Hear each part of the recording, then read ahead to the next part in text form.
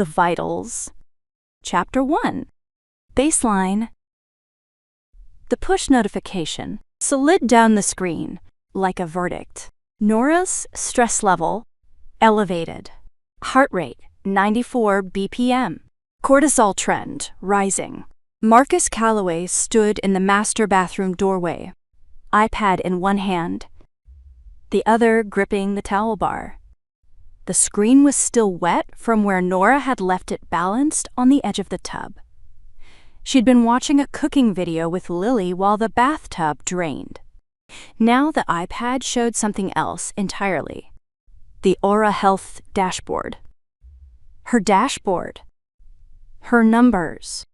Her body translated into data points that pulsed and updated in real time, and right now, those data points were telling him exactly what she was feeling before she'd even named it herself. He watched the heart rate climb, 94.300, 96.300, 98. She was anxious. The data confirmed it. And data, Marcus knew, didn't lie.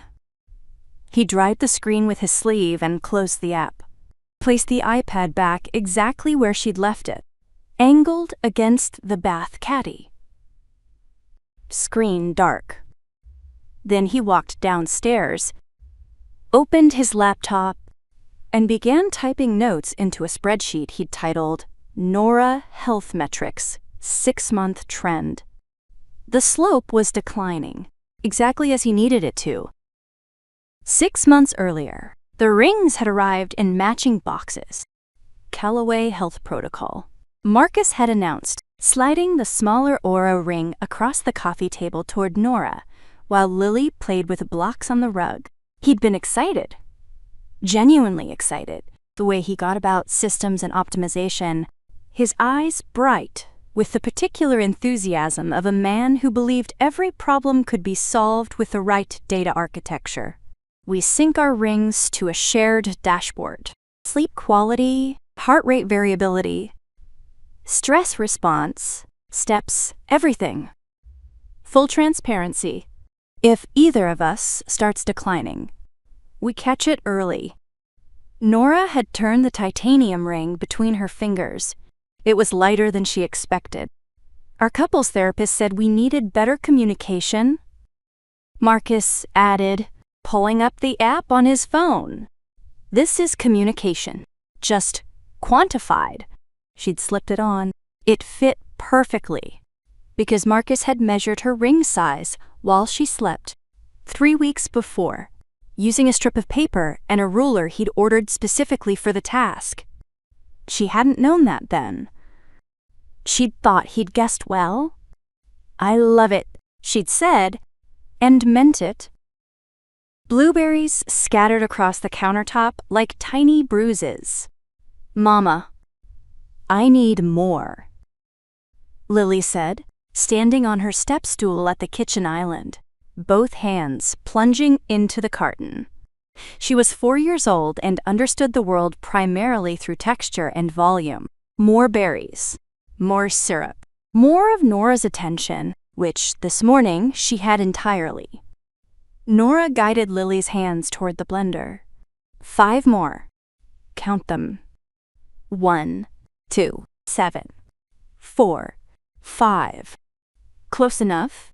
The smart scale beside the blender read 127 grams. Nora had weighed the berries out of habit, not necessity. The smoothie recipe didn't require precision. But Marcus had installed the scale months ago, and now she weighed everything. Flour, chicken breasts, her own breakfast portions. The scale connected to an app that connected to the dashboard that connected to Marcus's laptop, and the data told a story about how well Nora was feeding herself and, by extension, how well she was managing her health. She pressed the blend button, and the kitchen filled with noise. Lily covered her ears and shrieked with delight. And Nora used the 15 seconds of mechanical roar to close her eyes and breathe. The ring on her finger hummed faintly. Or maybe she imagined that. Maybe she imagined a lot of things. The smoothie came out purple. Lily called it monster juice and drank it through a straw that had a tiny paper umbrella. And Nora wiped berry stains off Lily's chin and didn't check her phone for almost 6 whole minutes. She checked it in the laundry room. The Aura app opened to her weekly dashboard. And the numbers were wrong. Not dramatically wrong. Not wrong the way a fever is wrong or a broken bone is wrong. Wrong the way a shadow is wrong when the sun hasn't moved. Her sleep score, 52 out of 100, declining for 3 consecutive weeks. Heart rate variability, down 18% from her baseline. Readiness score, pay attention. Nora pressed 2 fingers to her pulse point, the soft dip at the left side of her neck, where the carotid artery ran close to the surface. She'd been doing this since college. Long before the ring, long before Marcus. A habit her mother had taught her. If you're not sure how you feel, ask your body. 62 beats per minute. Calm? The ring said otherwise. She scrolled back through the history. 3 weeks ago, her sleep scores had started dropping. 2 weeks ago, her stress markers had begun climbing.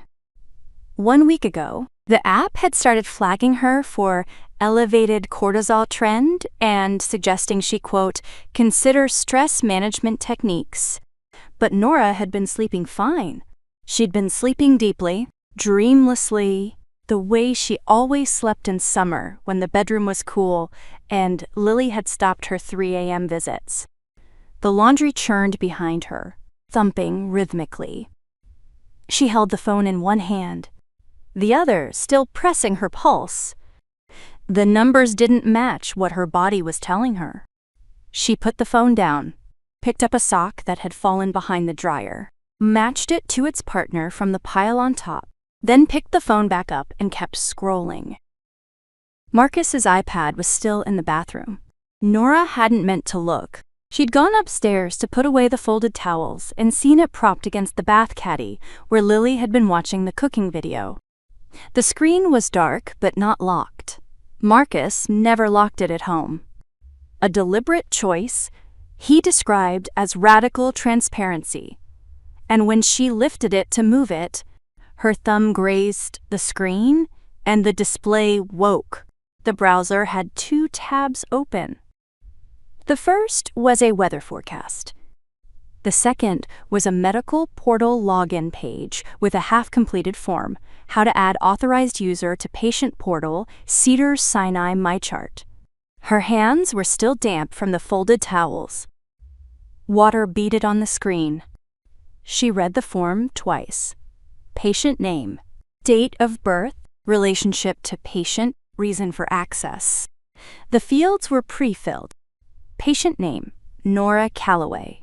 Relationship, spouse. Reason for access, health monitoring and care coordination. He was adding himself to her medical records.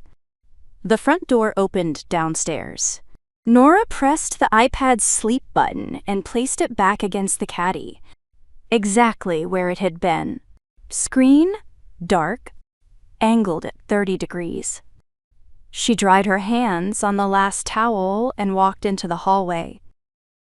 Marcus came up the stairs carrying grocery bags. Lily perched on his hip, chattering about a dog they'd seen in the parking lot. Brown dog? Mama, brown dog with spots, and it licked me. That's exciting. Bug? Marcus set Lily down and kissed Nora's forehead. You look tired. Did you sleep okay? Fine. The app showed you were restless around 3.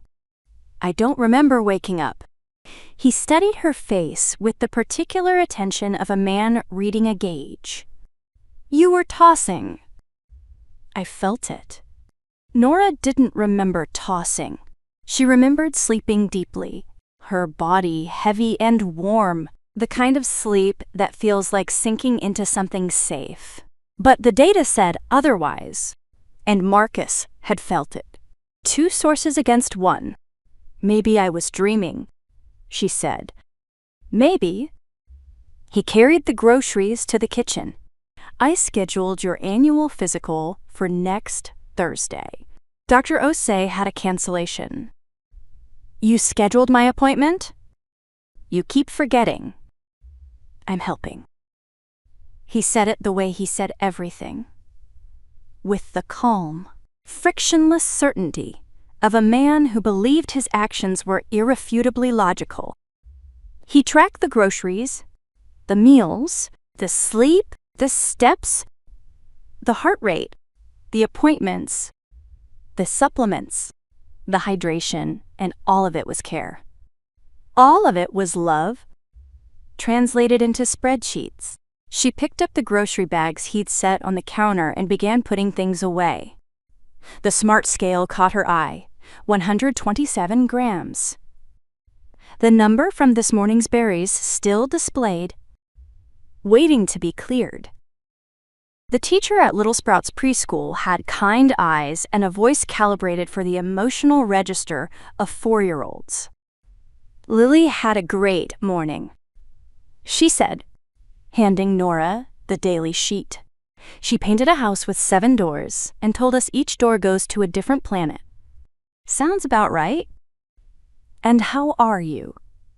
Nora? You seem, I don't know, a little quieter than usual. Nora manufactured a smile. Just tired. You know how it is. I do. The teacher squeezed her arm. Take care of yourself. Lily ran to the cubbies and grabbed her backpack, which was heavier than it should have been because she'd smuggled 3 rocks and a pine cone inside. Nora knelt to zip it shut, and Lily threw her arms around Nora's neck, squeezing with a full-body intensity only small children and drowning people possess. Love you, Mama. Love you, Bug. They walked to the car. Lily hopped over every crack in the sidewalk. The sun was too bright, and the air smelled like jasmine from the bushes along the preschool fence. And Nora held her daughter's hand for those 40 seconds between the door and the car and let herself believe everything might be fine. The fitted sheet fought back. Nora stood in the hallway closet, wrestling the queen-size sheet into something resembling a folded rectangle while her phone balanced on the shelf above the towels. Marcus had called, not texted. Called, which he did when he wanted his tone of voice to land, and his voice through the speaker was measured and warm. I was looking at your weekly roll-up. Your sleep scores have been sliding. I sleep fine. Marcus. The data shows 3 weeks of decline, and your heart rate was elevated at 215 last night. I was asleep at 215. You were moving. The accelerometer captured it. Look, I'm not trying to worry you. I'm trying to help. You know what Dr. Osei said about catching patterns early? Nora jammed the sheet corner into itself, creating a bulge that would annoy her later. I feel fine. I know you feel fine, but your body is telling a different story. The data doesn't have opinions, Nora. It just shows what's happening. She grabbed the phone off the shelf. What do you want me to do about it? Take it seriously. That's all. Sleep hygiene, maybe adjust your supplements. I can look at the data and put together a protocol. You don't need to put together a protocol. I already did. I'll send it. A pause. I love you. I just want you healthy. 2 fingers to her neck, 64 beats per minute. The ring on her finger was telling her husband something entirely different. Okay, she said. Send it. She sat on the edge of the kitchen chair at 9:14 that evening. The house quiet, Lily asleep, Marcus in his office with the door closed, the mechanical clicking of his keyboard audible through the wall, the sound of a man building